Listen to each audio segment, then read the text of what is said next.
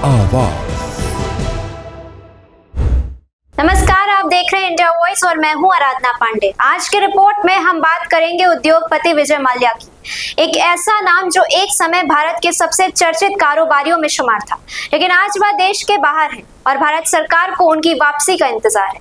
हाल ही में विजय माल्या ने एक पॉडकास्ट में चुप्पी तोड़ते हुए खुद को चोर कहे जाने पर आपत्ति जताई और कहा, मुझे भगोड़ा कहिए लेकिन चोर नहीं। उन्होंने भारत वापसी के लिए एक बड़ी शर्त भी रखी है, निष्पक्ष सुनवाई और सम्मानजनक जीवन का भरोसा। चलिए शुरुआत करते हैं उनके जीवन और करियर के सफर से।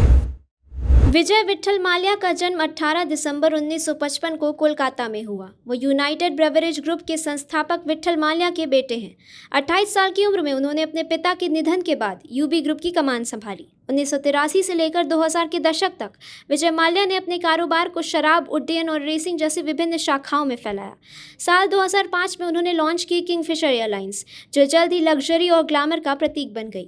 साल 2008 में इंडियन प्रीमियर लीग यानी आईपीएल की शुरुआत के साथ ही विजय माल्या आरसीबी यानी रॉयल चैलेंजर्स बैंगलोर के पहले मालिक बने। विराट कोहली, एबी डिविलियर्स और क्रिस गेल जैसे सितारों को जोड़कर उन्होंने आरसीबी को एक ग्लोबल ब्रांड बनाने की पहचान दिलाई। लेकिन 2008 की वैश्विक आर्थिक मंदी ने किंगफिशर एयरलाइंस को गहरी मात दी। 2009 तक कंपनी घाटे में पहुंच गई। फिर आया वो दौर जब विजय माल्या पर 9,000 करोड़ से अधिक के बैंक ऋण ना चुकाने का आरोप लगा। साल 2014 में उन्हें विलफुल डिफॉल्टर घोषित किया गया। 9 मार्च 2016 को वे देश छोड़कर ब्रिटेन चले गए। उनका दावा है कि यह यात्रा पहले से तय थी और वह भागे नहीं थे। 2017 में स्कॉटलैंड यार्ड ने उन्हें गिरफ्तार किया। 2018 में लंदन की अदालत ने भारत प्रत्यर्पण की अनुमति दी। जनवरी 2019 में वे फ्यूजिटिव इकोनॉमिक ऑफेंडर घोषित किए गए। विजय माल्या ब्रिटेन में दिवालियापन की प्रक्रिया से गुजर रहे हैं। हाल ही में अप्रैल 2025 में उनकी दिवालियापन अपील को ब्रिटिश अदालत ने खारिज कर दिया है। अब उन्होंने कर्नाटक हाईकोर्ट में याचिका दायर की है। उनका दावा है कि ईडी और बैंकों ने 6,203 करोड़ के मूल ऋण पर 14,000 करोड़ से अधिक वसूल किया है। माल्या ने इस अतिरिक्त वसूली को अनुचित करार देते हुए उसकी वैधता पर सवाल उठाए हैं। पॉडकास्ट में विजय माल्या ने कहा, मैं अगर भारत नहीं लौटा तो उसके पीछे कानूनी और सम्मानजनक कारण है।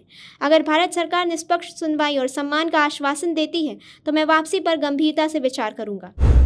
तो यह था विजय माल्या का अब तक का सफर। एक सफल कारोबारी से लेकर आज देश से बाहर एक भगोड़ा आर्थिक अपराधी घोषित व्यक्ति तक। क्या विजय माल्या को भारत की न्याय व्यवस्था पर भरोसा मिलेगा? क्या वे लौटेंगे? और सबसे अहम, क्या देश को उसका पैसा वापस मिलेगा? इन सवालों के जवाब समय के गर्भ में हैं। ऐसी और खबरों के लिए आप देखते रहिए इंडिया वॉइस।